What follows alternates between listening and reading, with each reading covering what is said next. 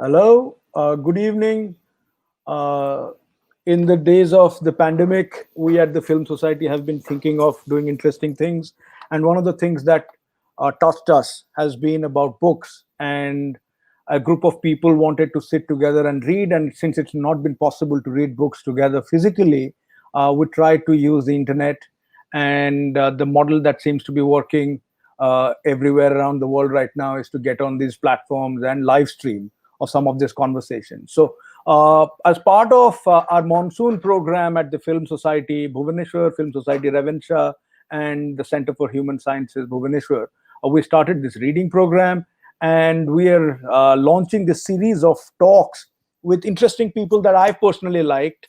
And by the way, my name is Subrat. I work with the Film Society Bhubaneswar and help out at the Film Society Ravenshaw as well as the Center for Human Sciences Bhubaneswar.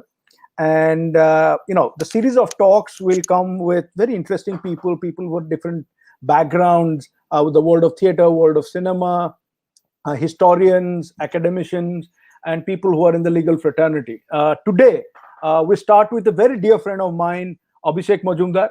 Abhishek, is a brilliant storyteller. Just one word. He's a playwright, a theater director. He's a songwriter. People don't know about that. He's a short story writer. He doesn't talk about it.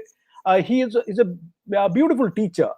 He teaches at the New York University Abu Dhabi campus, and he teaches a course on playwriting that's going to be featured in the Global Playwriting Handbook, and that's going to be published by Methuen Press in 2020.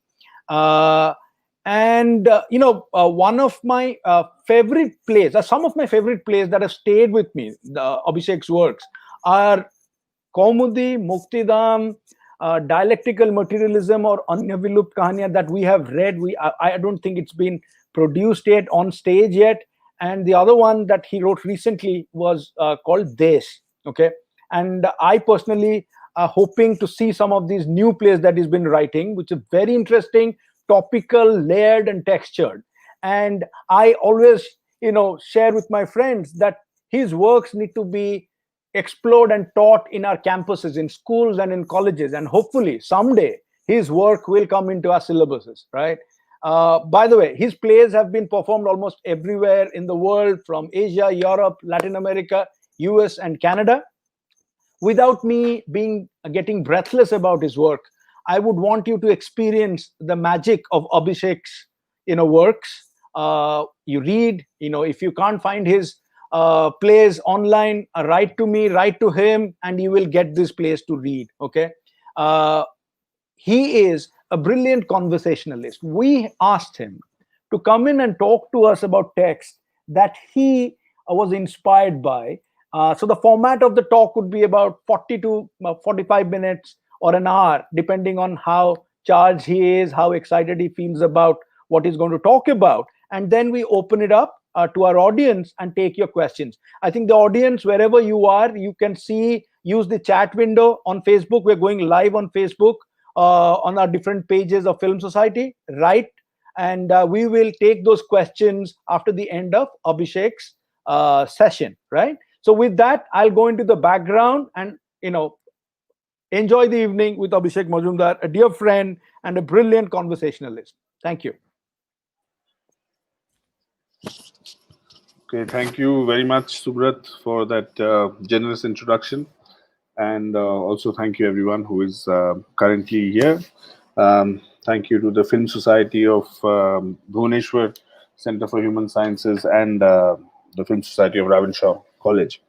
Um, it's always, I think, very interesting to talk about books, um, because one spends a lot of time, I think, uh, reading.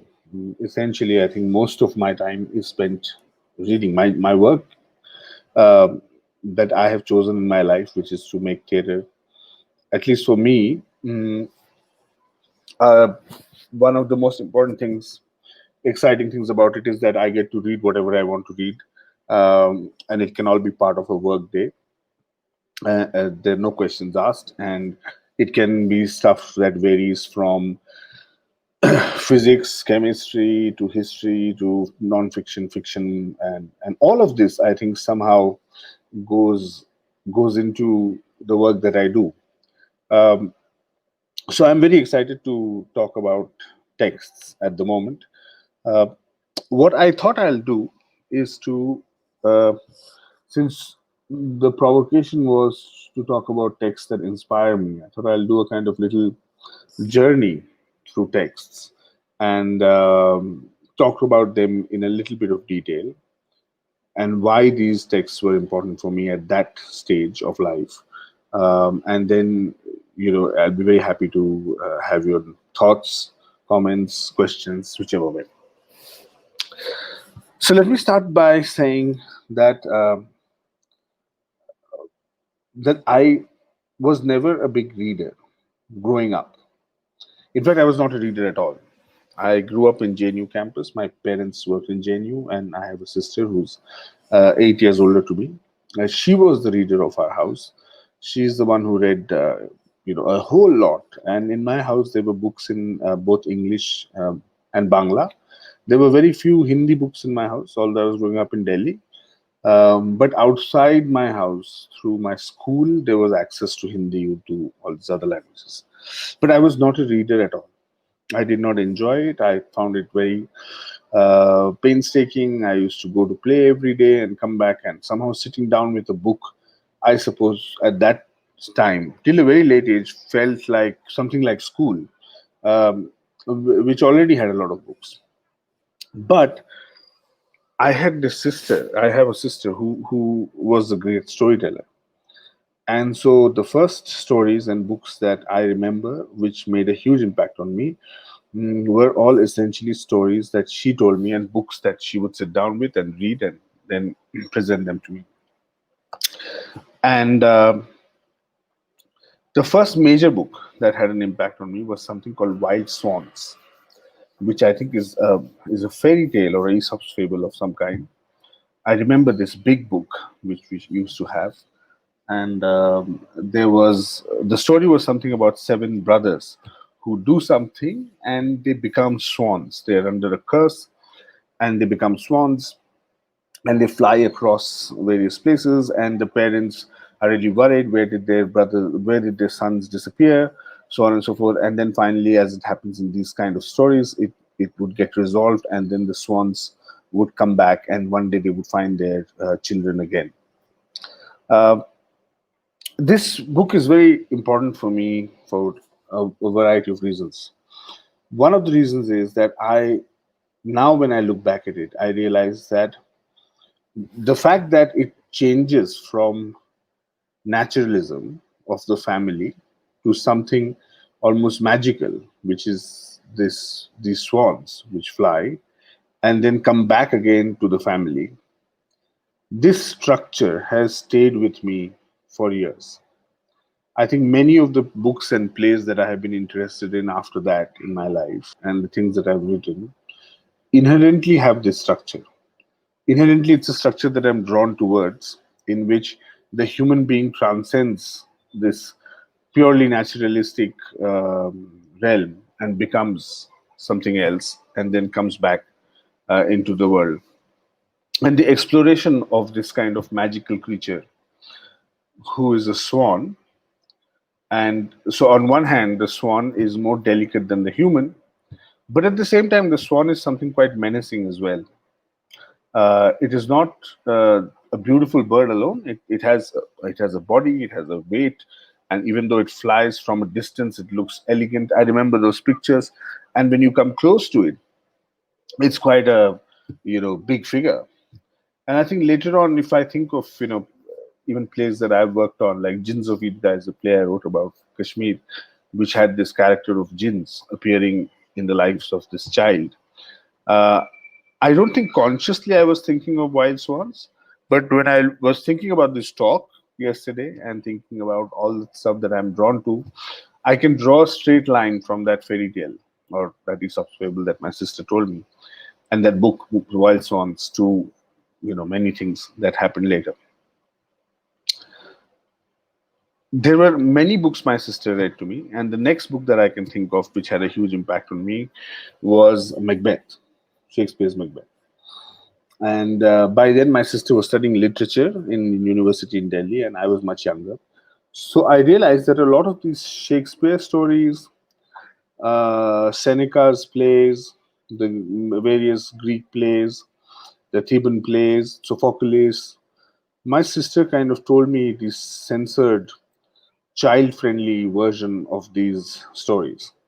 So she would cut down on the violence, on the sex, and you know present this wonderful version to me, which I think she pretty much made it up live. I mean, she sort of did this abridged version pretty much live, which was very exciting for me again to hear. And Macbeth was so fascinating because here's the story about a man who's coming back from war, and he meets these three witches, and who tell them something about his future, and then essentially he does a bunch of things, but the prophecies keep coming true, and then at one point of time you realize that the prophecies are contextual, and he's not going to succeed. And he's heroic in the sense that although he knows by the end of it that his destiny was misread, he still goes ahead with it because he must fulfill it. Uh, which is really interesting, to think about it. Like, it has, in a way, it is very similar to Wild Swans because, again, you have this. It begins with this man coming in and meeting these three witches, and then that transforms his life.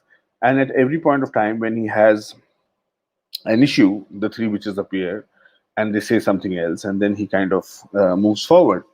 Um, which is now, when I think about it, also the format of most religious texts.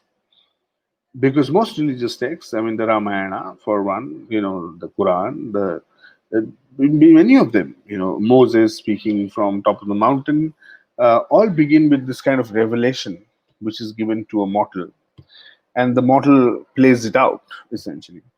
So there is something great about Macbeth, I find, in that sense.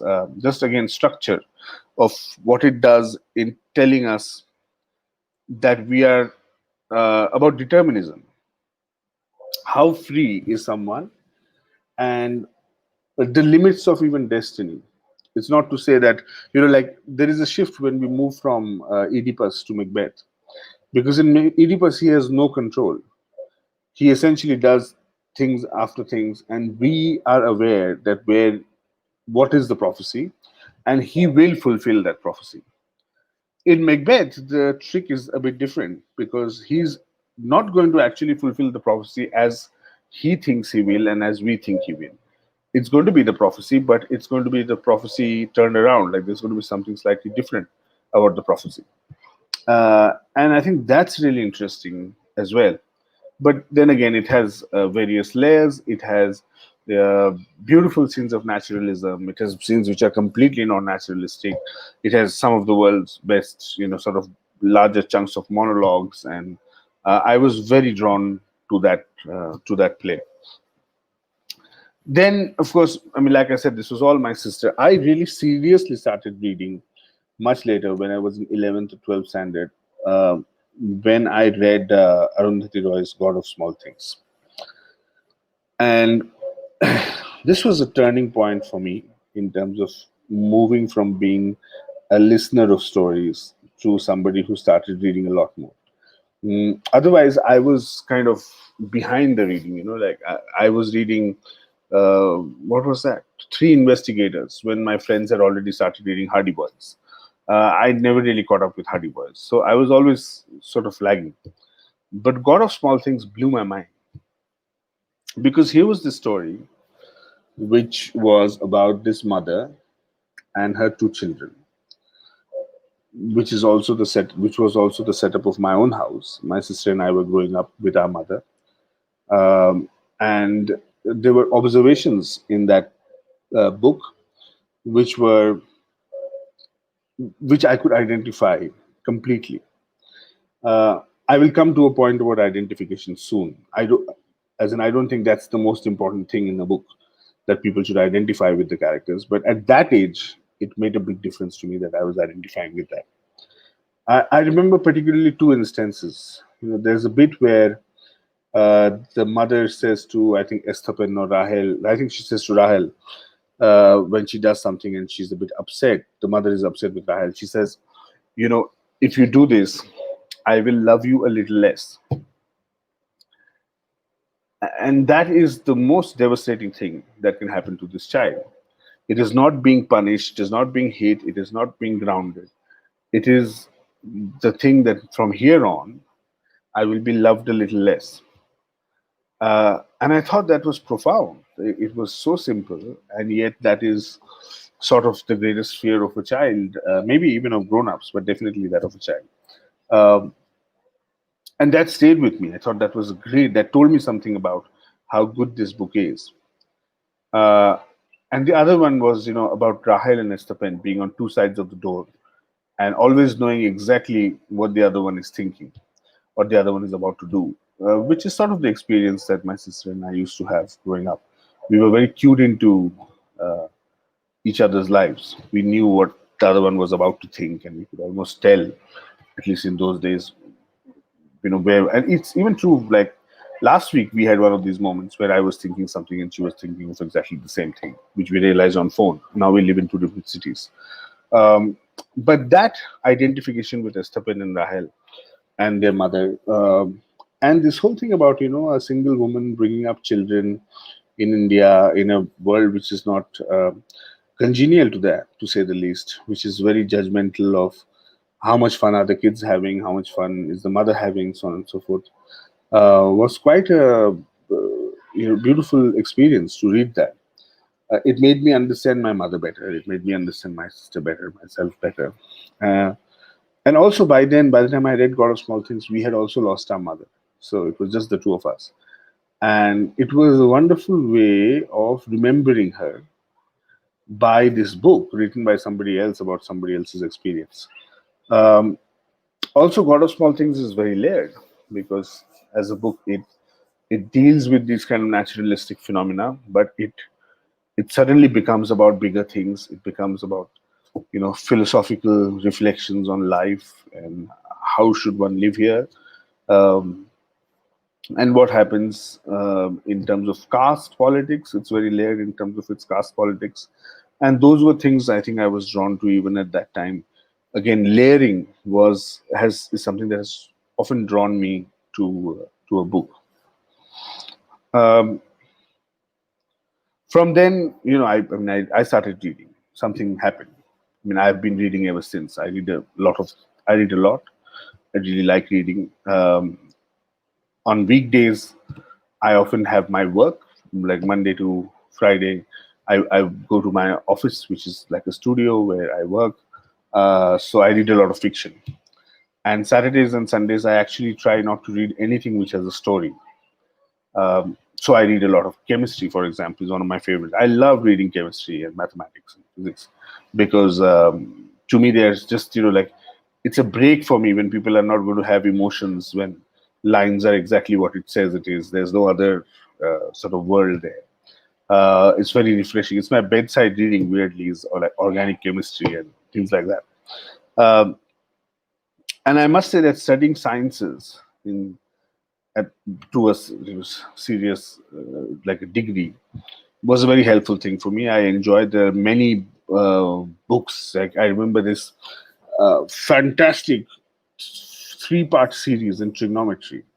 Uh, is something my uncle brought me. It was a Russian publication, uh, and I thoroughly enjoyed reading that book. Those three parts. I couldn't solve many things, but that wasn't the point of it. It was just a beautiful book. It was beautiful to read. And many years later, now when I think about it, I feel that I was so deeply interested in mathematics, and then later on deeply interested in other things as a playwright and in humanities, because essentially what these books did to me was that they made me interested in the invisible. So many of these moments that I'm saying about the wild swans, about Macbeth, about God of Small Things, about this book on trigonometry, the best moments that I can pick from these books for me were when something invisible was being made visible. So Estepin and Rahel are on two sides of the room. They can't see each other, but they know what is going on. That sort of thing. To something about how a shape in Euclidean geometry, a triangle, would then expand to a completely different kind of hyperbolic geometry, and what happens with it when it moves to a hyperbolic geometry. What is the shape that this triangle takes, and so on and so forth. I was very interested in this phenomena of invisible becoming visible, which is why I also believe that all the books that one reads are essentially one big book. So I think it's not very important that a person has read Tolstoy's War and Peace completely. I mean, if they have, that's great. But if they have read at any given point of time in their life, they've read like 50 pages of it, and they have read, a Premchand, a Vibhuti Bhushan, whoever, a Paula Vogel, Narendra Roy, all of this together is one book. And in a way, we are like binders. We are binding one big book in our head, and that book has chapters from different places, and that itself is our relationship to reading, is to make this big book, and a book that one can remember. When I suppose you're alone, you can't really read as well, you're unwell, you whatever, uh, and maybe you're old, you don't have the eyes to read that much, but there's this one book in your head. And what does that book comprise? um, the next book that I want to talk about, which I read a little later, was I'm Coming to Plays Now, is this play by Tony Kushner, this American playwright, called Angels in America. There are two parts of it. I'm talking about the first part. It completely blew my mind about the possibilities of writing. Angels in America is a story set during the Nixon era in New York. It is about three or four couples, and it deals with homosexuality, AIDS, uh, and the kind of right wing moment of the Nixon regime, the homophobic uh, parts of the Nixon regime. Uh, so, what is great about this play is its ambition. Tony Kushner is an extraordinarily good writer. Some of you who have not read this play might have seen this film called Lincoln, which was written by him. And I saw Lincoln twice. Once just to close my eyes and listen to the lines, because he's so poetic, so profound, and he doesn't shy of going after the big ideas. He doesn't always stay in that realm where characters are just speaking in short sentences, and the plot and the premise is giving us the philosophical outlook. But actually, there are people who say things, and they say it in a way which doesn't feel expository or preachy, and yet it feels than bigger than other things. It feels like something profound. Um, so I think that's a playwright and a play that I value very much. Um, Angels in America is full of incredible scenes. Um, you can also find, I think, there's a film which parts of it are on YouTube as well. Uh, it's just extraordinary, these scenes in Angels in America. Uh, and it also does this kind of mix of realism, like there's a sort of magic realistic quality to it, wherein there are two couples, and one of the people in one of the couples starts to appear in the dream of the other, uh, and that's fascinating to see, how he manages to defend that kind of choices. I was very inspired. I'm still very inspired by Angels in America. I think it still has the quality, essentially, that I was mentioning in Wild Swans. People transform, people become other things, which has the quality in Macbeth, and you see that very much in Angels in America as well. By now, by the time I was reading Angels in America, there were um, I was lucky that I grew up in a house where we had more than one language, so I could read in Hindi, English, and Bangla. So even now, when I research anything, I do it in these three languages. So I'm going to come to two of my most favorite Bangla novelists and books. One is called Adarsho Hindu Hotel, which is by Bibhuti Bhushan Bandyopadhyay. who's a fascinating writer. Fascinating. I mean, many of you obviously know Vibhutibhushan, who might have seen Pathar Panchali and Oparajito, Upur Samsar by Ray. But also, Adarsh Hotel is an extraordinary story about a man who is a cook in a little, there's a railway bazaar, and he's in one of the Hindu hotels, which means it's like a, like in Bengal, a Hindu hotel is vegetarian plus fish, but it doesn't serve any other meat. So he is in one of those in the railway bazaar, and it's about his life, and he aspires to have someday a hotel as in this kind of restaurant, dhaba of his own, uh, and it's about poverty and struggle and so on and so forth. Just to give you an example of why I think Vibhuti Bhushan is great from Adarsh in the Hotel. There is a moment when the protagonist, he has been accused of falsely by the owner of the Hindu hotel of theft, and he has been accused falsely. He has been let go. So he has gone out and he has traveled the world. I mean, he's gone back to his village. He's an outstanding cook. He's so good that actually, if you read the book in Bangla, you start feeling hungry as you read the book. So he's this great cook, and he cooks very simple things like dal, rice, aloo bhaja, fish curry, but it's really yummy. Um, so he was with a zamidar in between. He's made some money, and actually he has fulfilled his. He's in a position to fulfill his ambition of having his own Hindu hotel. So he's got enough money because he was thrown out in his journeys. He has made this money. And now he thinks, okay, now I can go back to the Hindu hotel, to the railway bazaar in Rana Ghat, and I can have my own restaurant. So he comes back to have his own restaurant, and he says, okay, let me just go and meet Babu, the owner, once. So he has all the money in his pocket. He goes, and the Babu is sitting at the desk, and the Babu knows he has falsely accused him. There is no case against him. All of this. And also, the Babu is suffering because the other hotels have started doing much better. In the absence of this cook, his hotel is really nothing. So the Babu really needs this worker. But he comes back and he stands in the queue. He stands in front of the counter. Babu looks up to him and says, there's a bit of a pause. And Babu says, okay, I forgive you. Go in and start cooking this evening's meal. And there is a moment, where it's like he didn't even ask, where were you? What is it? And this man really, you think, can retaliate because he actually has the money in his pocket to start a restaurant. The need is really the Babu's and not his anymore. But when he hears the Babu say, go in and start cooking, and by evening, I forgive you, make the meal for the evening, he quietly walks in. He walks in, he starts taking the dekchi, he gets the everything, and he starts cooking. And he's him thinking to himself that why am I doing this? Because I don't need to do this. But by that moment, servitude has become a habit.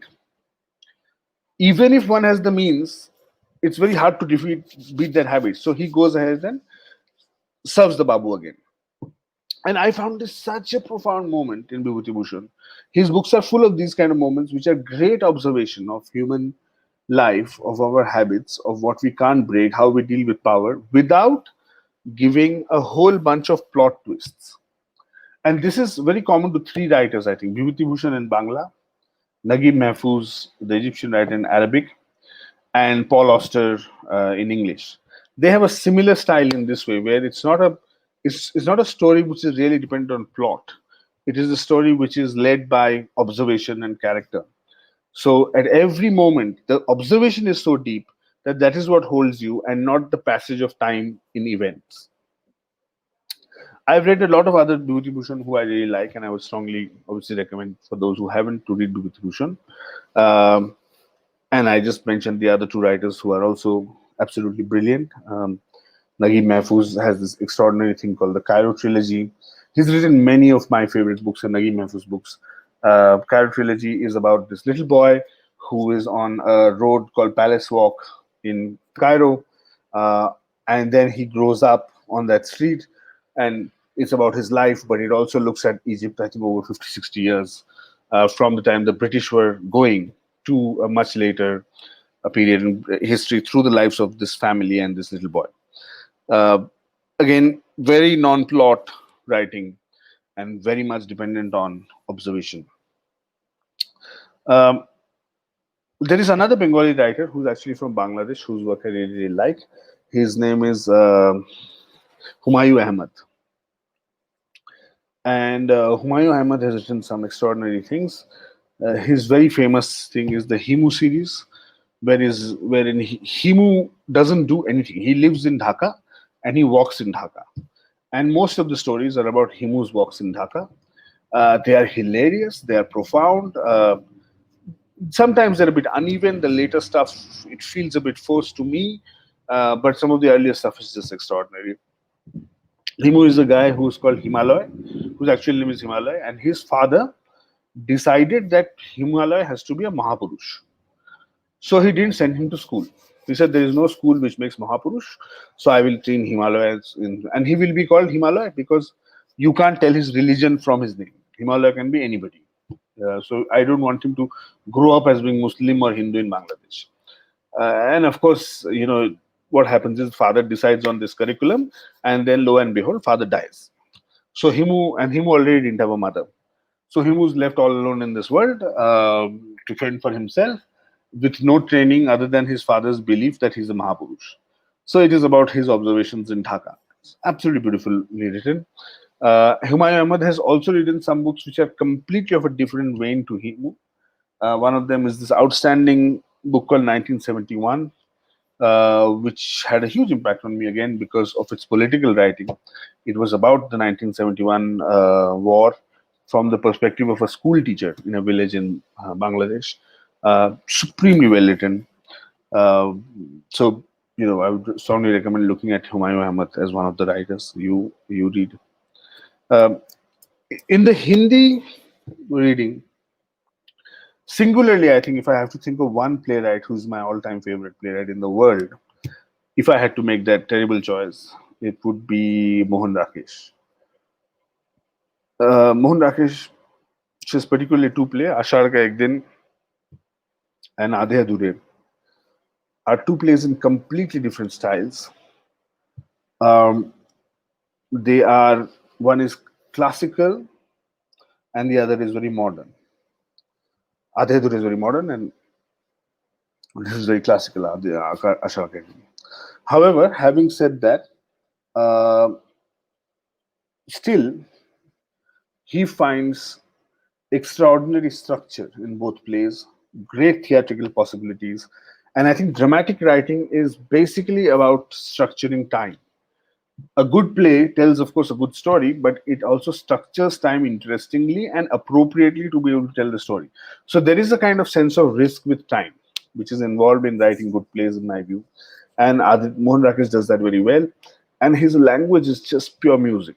The way he writes naturalism in a play like Aadhe Adhure, and the way he writes, of course, classical language can be poetic, but even the naturalism he does manage to do a very good job. Um, All-time favorite writer, I think, playwright for me is him. Uh, so many of these books, there are hundreds of these books that I can talk about, but the ones I mentioned, from Wild Swan to Aadhe Adhure, uh, they are repeating in my own reading.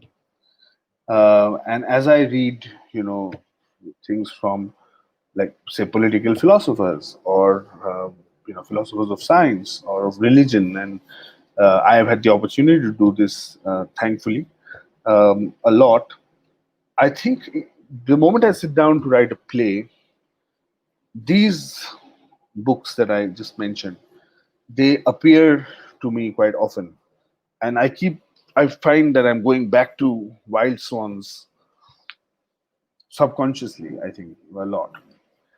I'm going to speak about one book, big book, one last book, and stop. It's already about half an hour, so that we can have more time discussing. This is a very lonely format, but it's this beautiful book by William Kentridge called Six Lessons in Drawing.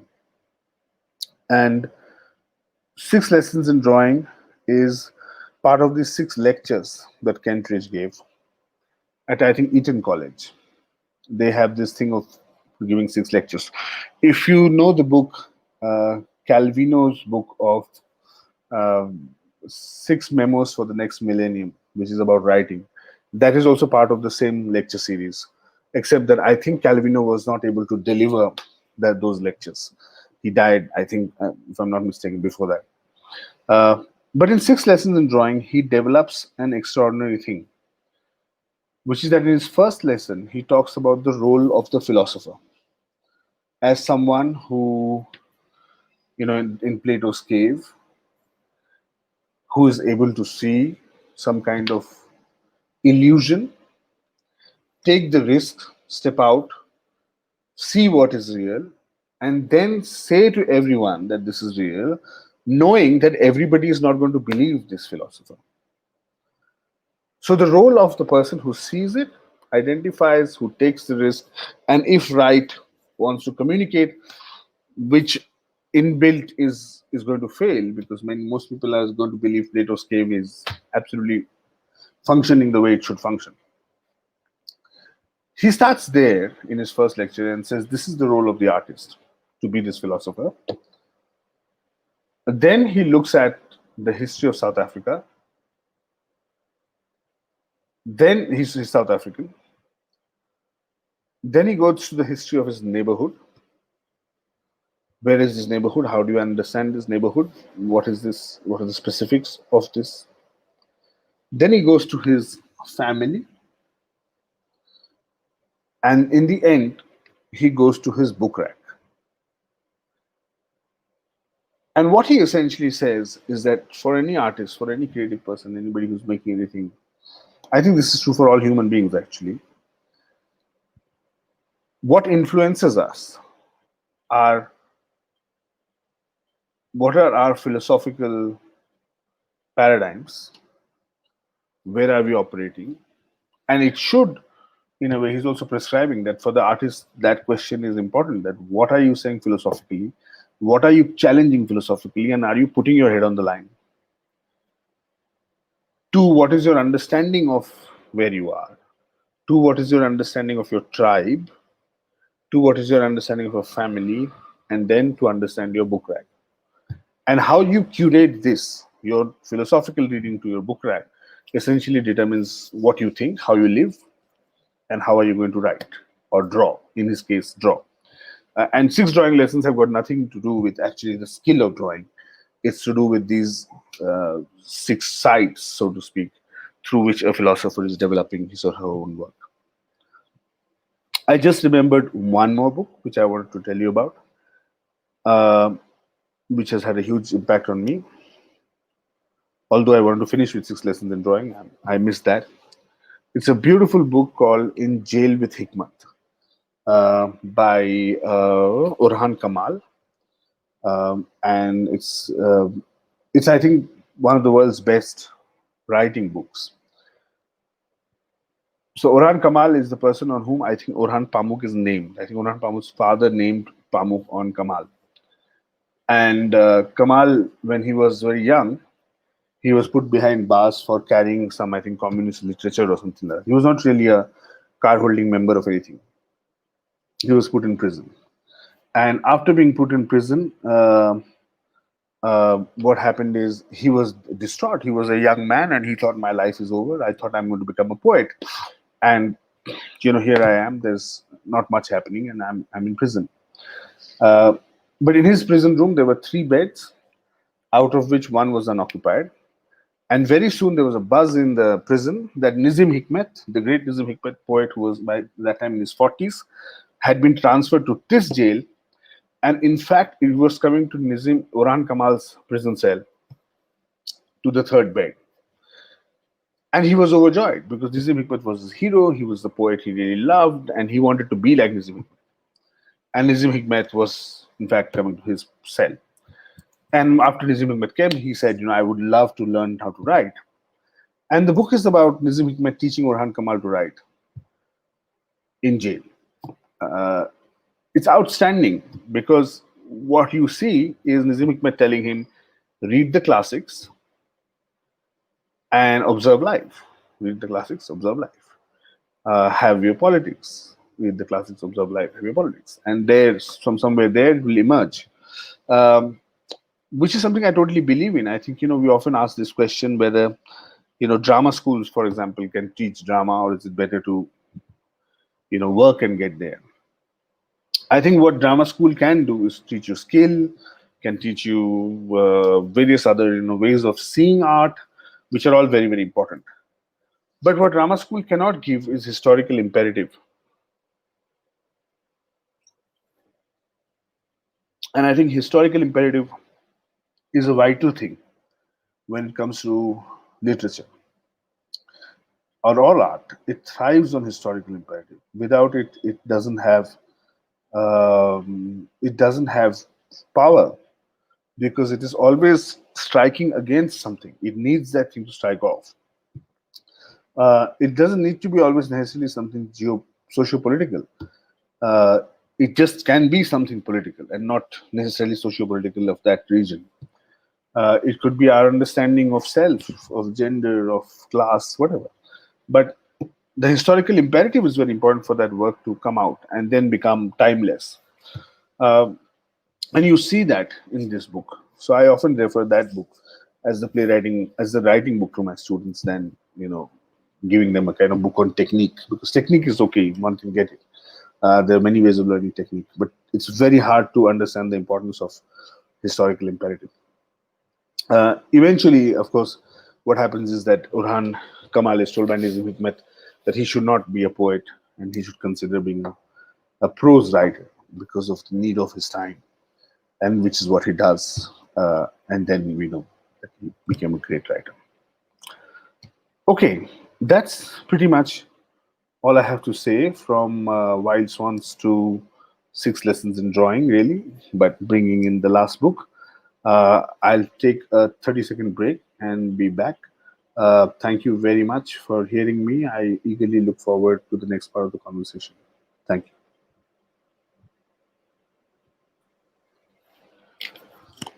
So yeah, we can now look at if there are questions from our audience, and we'll take them. If there are any questions, you could just type into the chat box at the Facebook Live window, and we'll take them one by one. So please go ahead and ask your questions.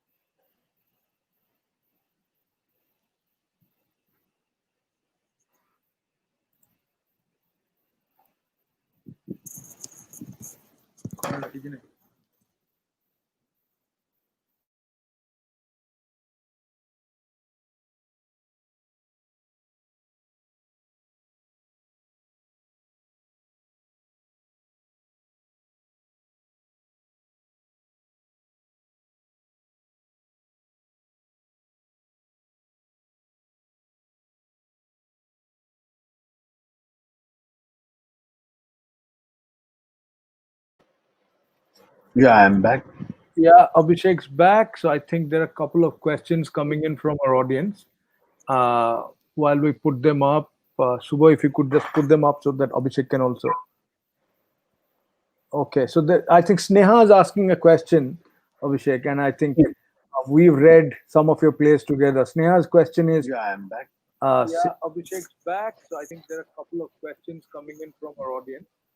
Uh, while So I have read your play on New Left. I think she is referring to dialectical materialism or Anya Vilupt Kahaniya. I don't know if I can call it the New Left, but I look at it as a very interesting take on dialectical materialism as an idea and practice.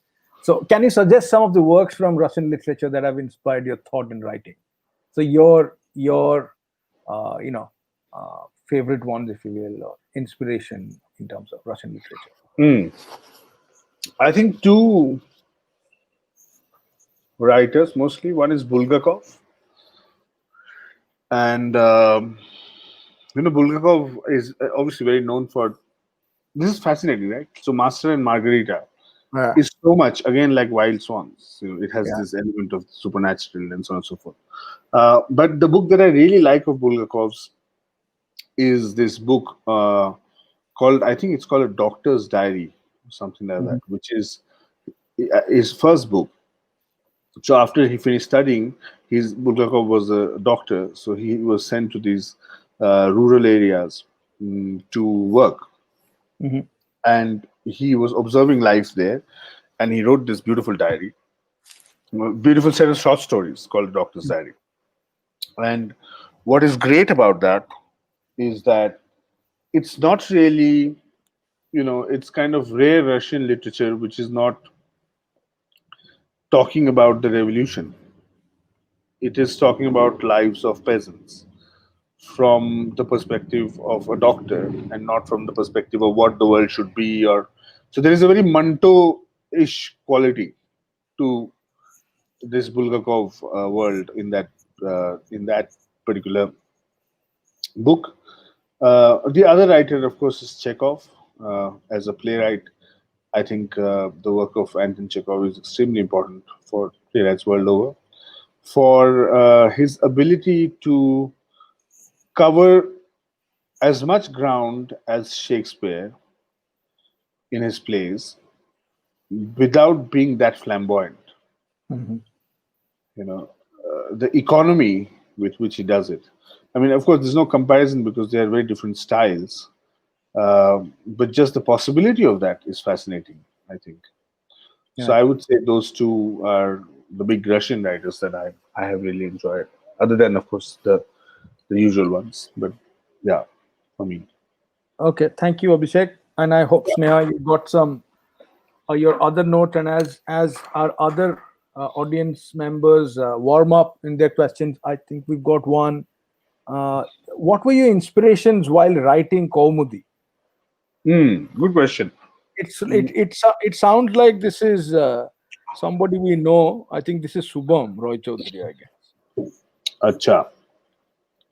So, Kaumudi actually, has a long process, but it started with a book. I had a teacher called Hari Parameshwaran, and Anand, the writer of Vyasanam Vigneshwaram, the Malayalam novel, was Hari Parameshwaran's friend. Okay. So when it got translated, one day our sir told us in class that my friend has written this book. It's available in English. It's great, and its first half is about uh, Eklavya's ghost meeting Abhimanyu, and the second half is about something else. And I got that book and I read it and I found it absolutely stunning. It's a very little book. It's like a novella in two parts. Uh, but what struck me was the conversation between Ekalavya's ghost and Abhimanyu. In the book, the conversation is about archery and art, essentially. Hence, so in which Abhimanyu asks Ekalavya's ghost, "Will you teach me how to, get out of this place?" And Ekalavya's ghost says, "Well, I can't because you are upper caste and Mm. you should figure this out yourself." And when Abhimanyu insists that no, no, no, come on, I'm a upper class, but I have had no real privilege. This thing has been going on for a very long time, right? So he said the same thing. Uh, uh, so Ekalavya's ghost said that, look, even if I teach you, it's not really going to work very well because you have learned it in school, and it's not going. The stuff that you learned in school is not going to help you when you need it the most. Right. So right now, you have to kind of figure this out yourself. That's your best chance. So I thought that conversation about, you know, very clear. Abhimanyu also asked this question, but aren't you an archer? Don't you have some kind of, allegiance to the art of archery and whether I survive or not? I think this question was very interesting for me. That this premise, rather, I thought they can talk about more things than they were speaking about in the novel, because novel is also about very other things, Right. which is it's a great novel. But I just wanted to take that, and it had been playing in my head. And many years later, I was sitting with Meena Pani and some other people in Adi Shakti, and someone said a very interesting story about Ekalavya, which is that Ekalavya, when he was older and he was a great archer, he thought that now he was the greatest archer because he could turn an arrow. So he would leave an arrow and leave an arrow behind it, which would turn the direction of the first arrow, and then so on and so forth, and you could turn the arrow back. So in a way, what Ekalavya was saying is that I could leave an arrow and get it back. Now you have to remember that this is a completely different story from Vyasanam Vigneshwaram. But in Vyasanam Vigneshwaram, there is a line where Ekalavya says that even the world's greatest archer, he can only leave the arrow, he can't pull it back. You're a great archer if you can pull it back. And that nobody can teach you. Now, in this completely independent story of Vyasana Vigneshwaram, somebody said that this has happened. And the story is that Ekalavya is shooting these arrows and is changing the direction of the arrow. And at some point in time, this dog that he has, his only friend, it barks. And Ekalavya at that moment is thinking, wow, I am the greatest archer. I can do this. The dog barks and he says, oh my God, now what? And the arrow hits the dog and kills the dog, who was his only friend. And there are two readings of that. One is that, when he became arrogant of his own knowledge, it deserted him as well. He ended up killing this dog. The other thing is, because at that moment he was not really focusing on the job and he started focusing on himself, he did not shoot the other arrow. Because if he had, it would have changed the direction of the arrow, which was going to shoot, which was going to hit the dog. And I thought this was fascinating because this kind of follows from Vyasanam Vigneshwaram. Uh, Although these are independent stories, because here you question Ekalavya in a very interesting manner, and again, basically questioning the form of knowledge and arrogance and all of that. And lastly, the Borges's text on blindness, where Borges said, he was when he was old he could see very little, and he was the librarian of a major library in Buenos Aires, I think, Yeah. and he asked his students to read stuff to him because he could no longer see letters, and it was very hard for him because he had been a reader all his life. And as the students started reading material to him, his relationship to words completely changed, because now he couldn't see them, he could only hear them, and he started realizing completely different meaning to meaning in the art that he had practiced all his life. So when I did that essay, these things kind of came together. They were both about art. One was about reading, one was about archery. In my case, I was looking at specifically the art of the theater, and trying to play with these three different texts, bringing them and contextualizing them in the theater. And hence, these inspired the storyline and the other questions that Ekalavya and Abhimanyu asked themselves, the blindness of Satyashil, all that in comedy. Thank you, Abhishek. Welcome. I think Vaishali is asking, when one writes, how do we structure uh, the sequence of thoughts, uh, and how do we go about it? Okay. I'm not quite sure I understand the question actually, Vaishali. If you can elaborate a little, are you talking about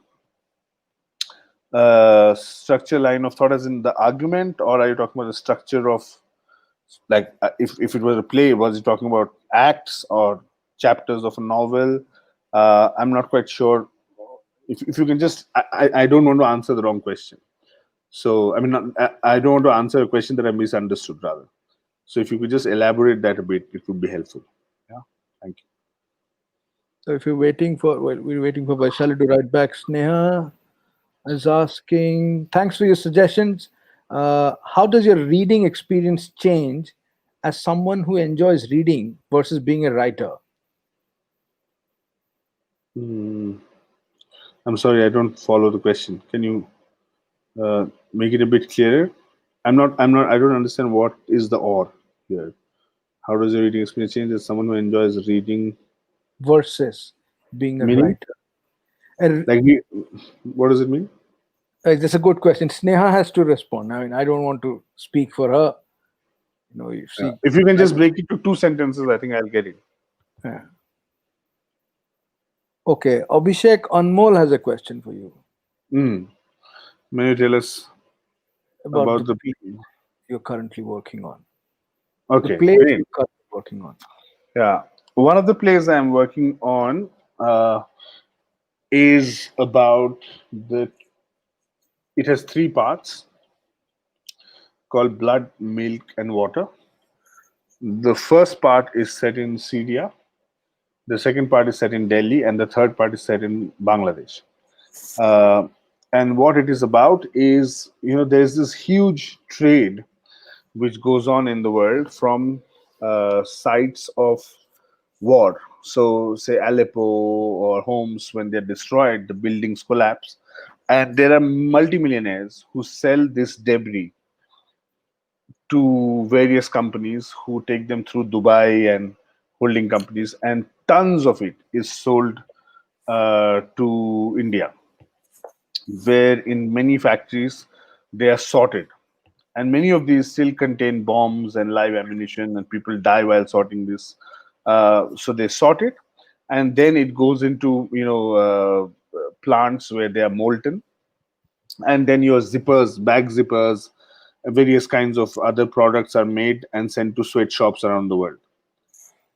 So there is a large economy which operates uh, so there's a different kind of globalization in place, wherein a factory worker dies in some place because the debris of that house is actually more valuable than the house itself. And then it is sent to India, and then again a worker dies while often cleaning it because there is ammunition inside it, and that particular thing is then sent to a sweatshop.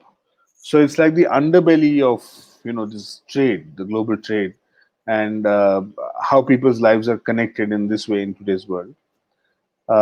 So I'm writing a play about that, um, and I am also I have very recently actually started. I'm doing some redrafts of some plays that I have. This is one of them. But I'm also doing a Hindi play which I will work on next, uh, which is a solo, a one-woman play. But that woman plays multiple women in the play, and it's set in 1920s in Mysore, and it is about a person who it is to do with classical music, Hindustani music, the patronage that Hindustani music was given, the politics of Gandhian non-cooperation and Gandhi calling it off, and the fact that this is just after the plague. Mm. So what is the connection between epidemic, politics, and music? That's what that play is about. So those are the two plays that I'm working on, and I'm writing a book which is on playwriting. Not playwriting; it's about theater across the world, like how differently is theater made, and what is the context of theater making in different parts of the world. Yeah, those are the things I'm writing now.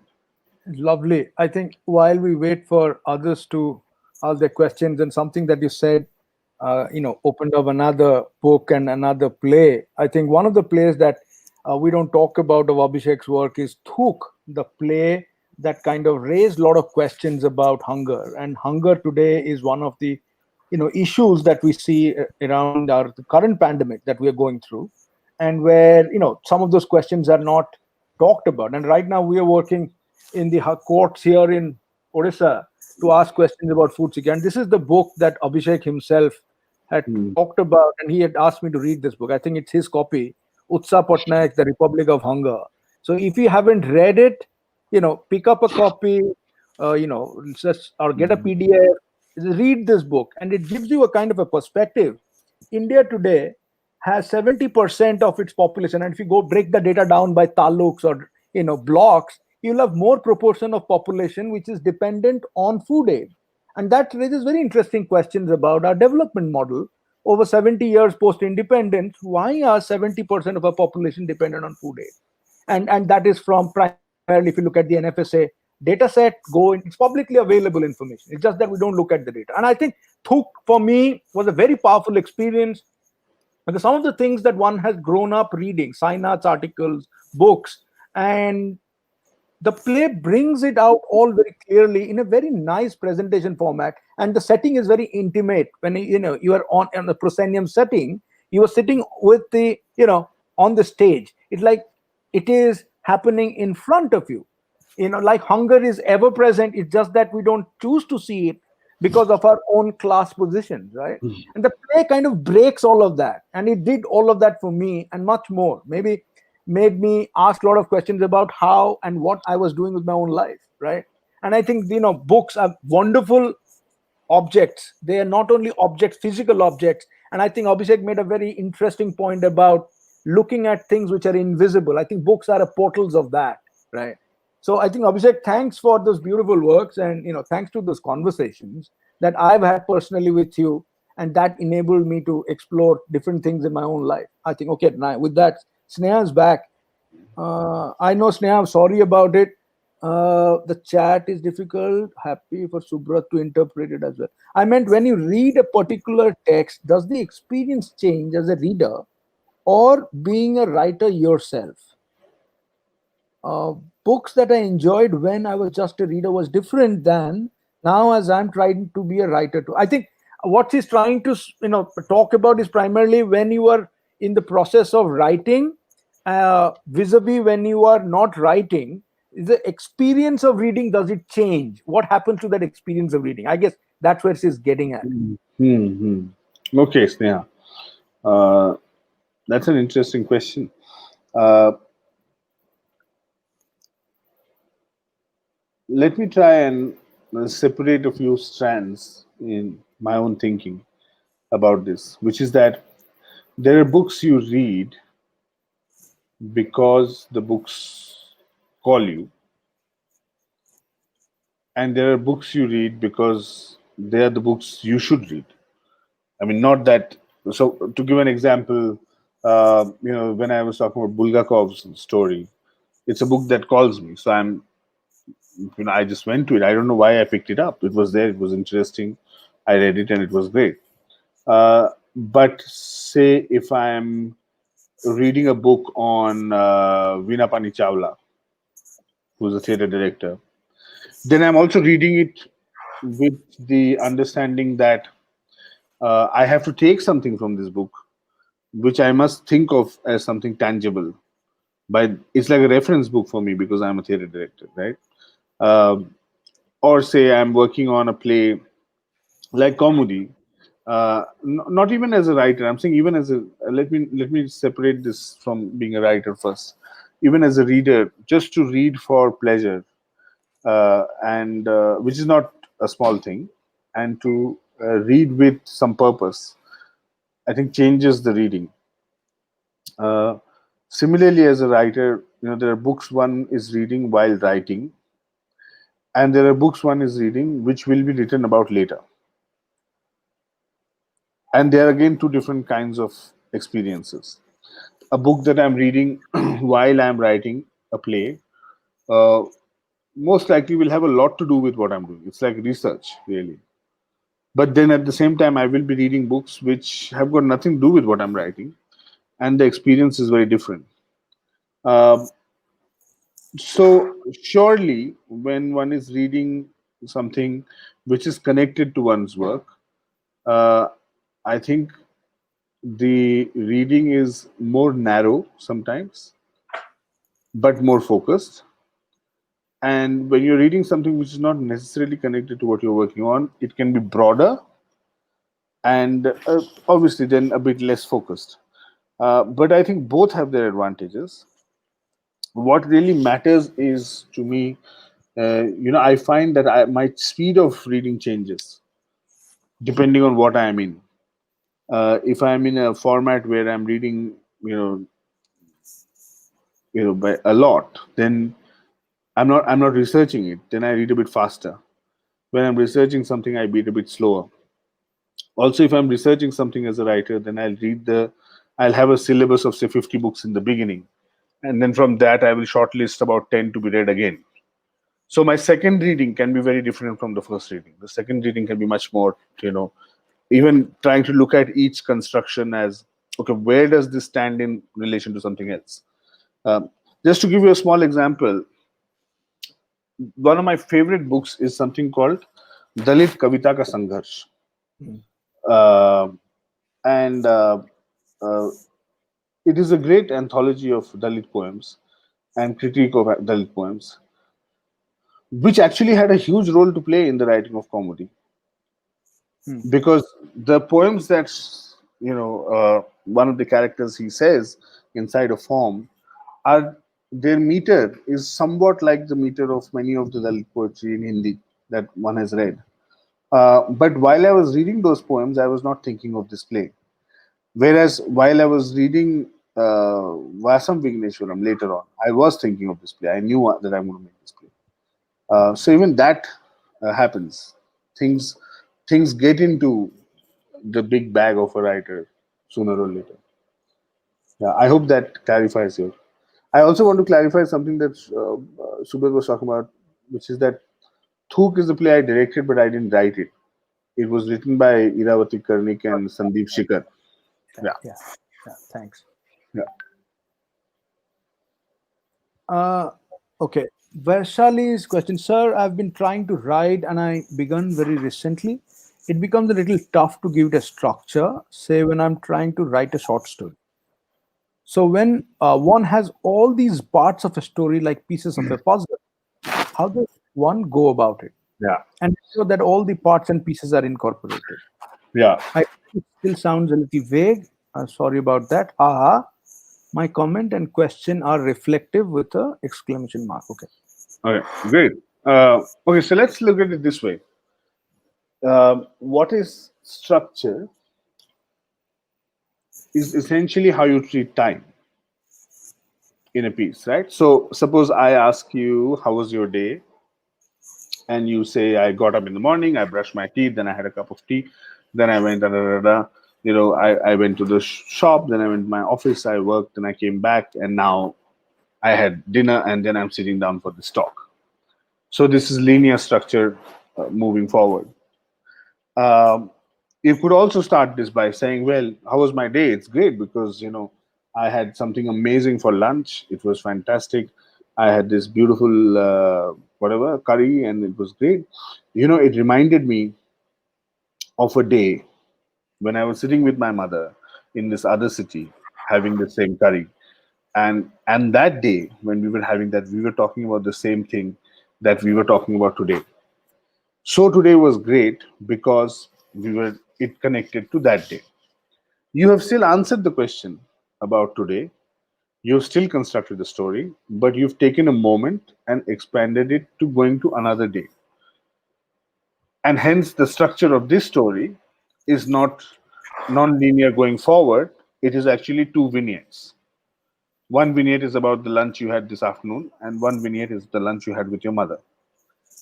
You could do a third one wherein you could say that, well, my day is that I am here right now, and then just before this, I was with my sister, and then before that, I was, walking the dog, and then before that, I was doing so and so. Oh, but you know what? When I woke up this morning, I thought I'm going to miss my bus. So you have done linear, but you are Mm. moving backwards, right? So actually, when you're telling a story, I think inherently there is a structure. So what is useful to think of is if you take 2 pages of a notebook and just make certain, sections and try to tell the story of today. What did you do today in 8 different configurations of time? Right. Just tell the story because this is the exercise in structure, purely on structure. Once you do this, you know, you will have a sense that which structure are you interested in, and then it's just a matter of placing the bigger story into that structure. But practice structure separately. Then don't. Don't give the same moment of writing the story, coming up with the plot, developing the characters, and a good structure together. You could do little exercises like this and clear out your uh, preference for structure. I hope so. It's less of a puzzle. It's more of thinking through. It's like practice of knowing what structures are you interested in. Right. Does that make sense? I hope, Vaishali, it makes sense, or else you can just write back. Right back, yeah, Yeah, right back. And I think we just, just looking at timekeeping, I think we have about 10-12 minutes to wrap. We have one from Gunjan. Gunjan Mishra's question: should an artist's or writer's work be taken as complacent if the art doesn't represent or talk about the times we're living in? Question mark. Don't you think an apolitical writer is doing half of his or her job? Reference: the question raised in the movie Party by Govind Nihilani, movie from the times of parallel cinema movement. Okay, what's the question? I yeah. don't get it. I got it. Okay. About political writing, and is apolitical writing half the job? And I know this question. This is a great question from the movie Party by Govind Nihilani. Yeah. I think the play is written by Elkun Chouar, no? Isn't it Mm, Elkun? Yeah. Uh, so, look, here's the thing. I think good writing is political, um, and good writing is about today. It's artifice can be anything. Like when you watch great Kathakali, it is hugely political, although it is telling you a story from the Mahabharata, Yeah. uh, and it's relevant to what we are living in, because we are not actually living in one time. We are all living in multiple times on the same day. Like right now, we are at a on one hand there is, we might be in the 14th century with our politics of religion and caste, Yeah. Yeah. but we are sort of in the mid 20th century when it comes to our war preparedness. Yeah. We are in some cases in sort of mid 18th century in our understanding of gender. In some cases we are in the 21st century. And not to say that one is better than the other. It's not that there is forward moving time necessarily represents progress. Right. That's also not the case. But if you pin like a place and time, then you can have a sense of what was the politics of that time. So I think any writer who is writing is obviously responding to. You can only respond to eternity if you are responding to your time, uh, because we are not in one time. So I think any good, in my view, writing which deals with more than one person is political, right? If there are two people in a room, there is already it's political. Uh, I I would say that somebody who's writing escapist work uh, is doing something problematic. Like you can write great science fiction and it can be very political. You can write late love ballads and they can be very political. They don't have to be apolitical because they are science fiction and love ballads, but they can be escapism of a certain kind. Um, so yeah, I think you know uh, basically, like, I don't think there is an apolitical writer. Uh, if there is a real writer, I don't think that person will be apolitical. But I agree with you. I think it should be taken as complacent uh, from my lens. But then there are lenses which suggest that why can't writing, like Chetan Bhagat's writing, why can't writing be like that? That you can write. I mean, this is not to take his name, but why not? Uh, this whole thing about there are so many people who say that Chetan Bhagat was the first novel I read, and I say, yeah, of course, because if you had read anything else before that, you wouldn't read this. It would be unbearable to read this thing, right?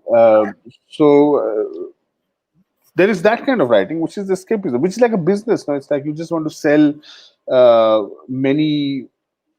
Like I can think of many better things to sell like that than spend that effort on a book, because it is, and actually it is not apolitical in a way. It is political in the wrong way.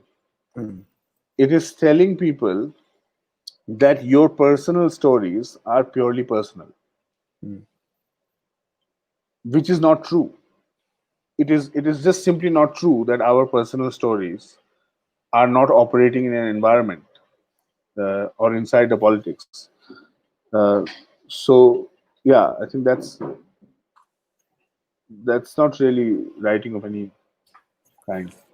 okay, so we thanks for the question, Gunjan. Now we come to Namgya. Namgya is from Leh, and I think she's just read your play Comedy.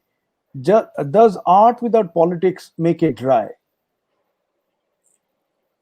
Mm, well, like I said just now, thank you for the question. Now, yeah, I think there is no art without politics.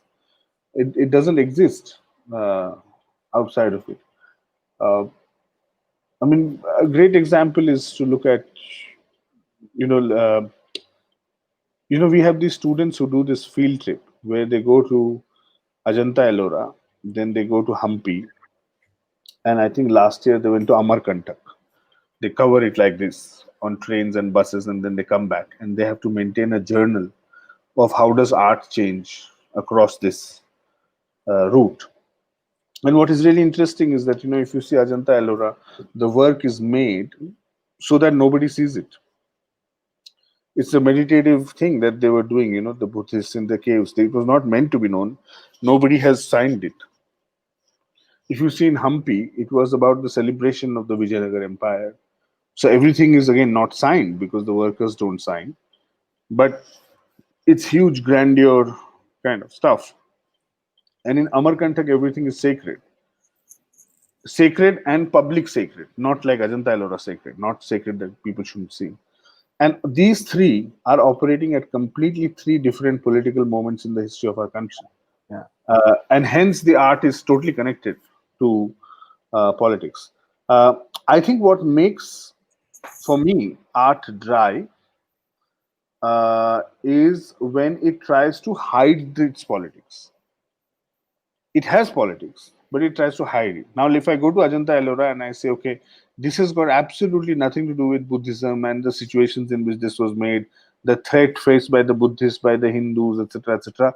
This is basically just beautiful pieces on stone. That to me is very dry because the politics is in the art. We are not reading it. Yeah.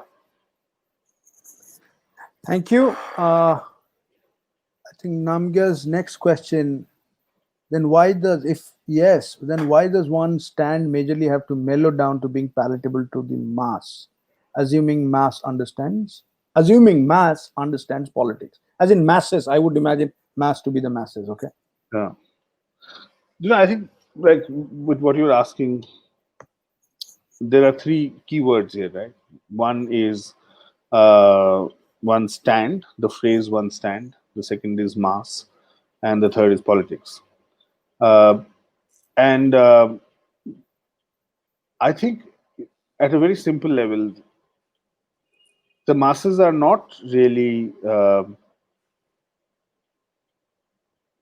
not understanding politics. I think they understand politics. People understand politics. Uh, but the question is the art that is being made attempting to celebrate the politics of the mass, or is it asking a question to the politics of the mass? So if it is trying to celebrate it, like for example, this whole Ram Mandir thing. I mean, this is a hugely political moment, right? People who never stepped out of their house are writing that my father was a Karsevak, he was going and now he's in jail, as if like we're talking about some great revolutionary moment. Except that we all understand this: to create a Hindu majority temple in a Hindu majority country is not revolutionary.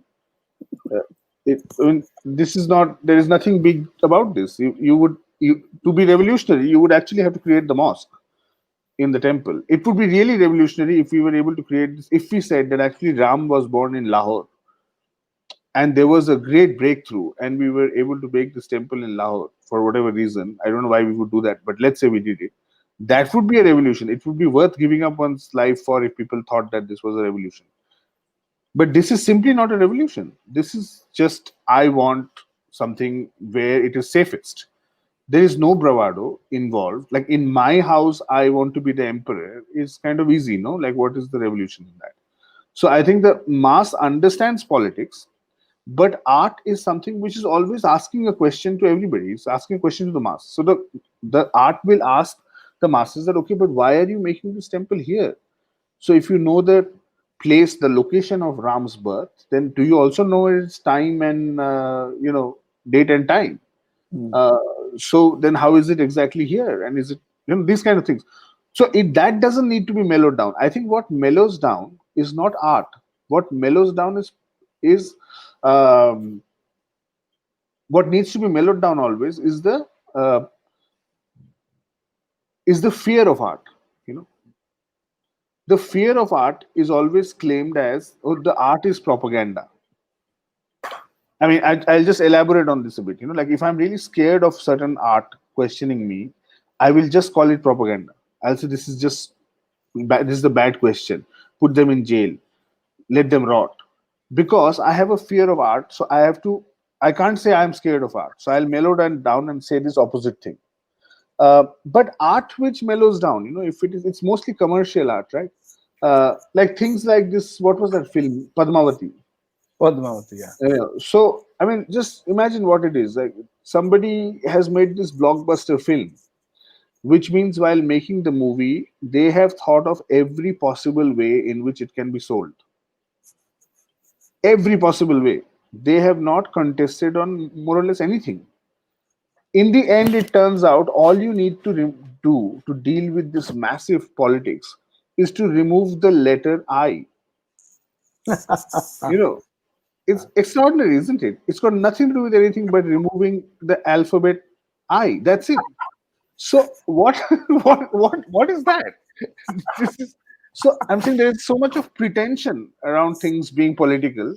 Uh, so I mean that's the kind of art which mellows down. But I don't think any real art ever mellows down in such situations.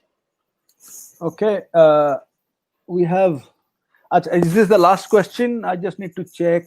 Yeah. Okay. Akshay has a question. Hello, Abhishek sir. Hope you are well.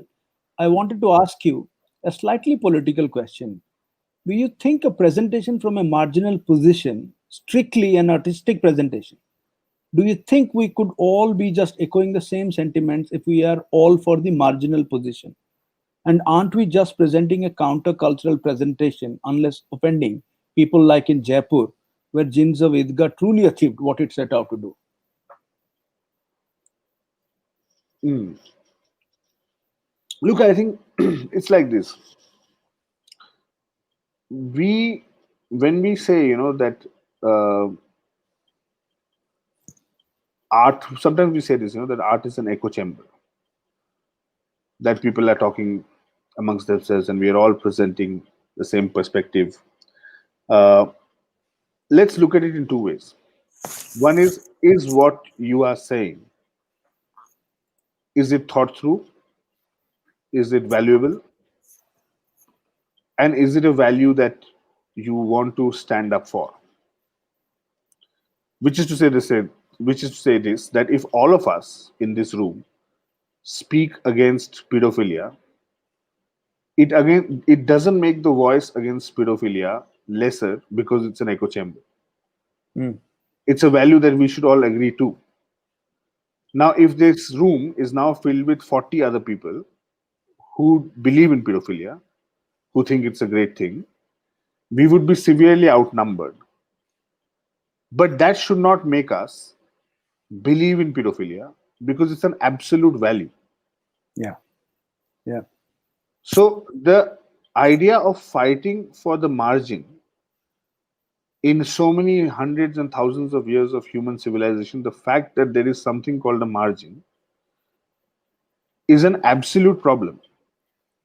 It is as much of an absolute problem, the existence of a margin, as pedophilia would be to this room. So even if it is an echo chamber, it's an echo chamber I think worth having because it doesn't diminish the inherent value of what one is saying. Yeah.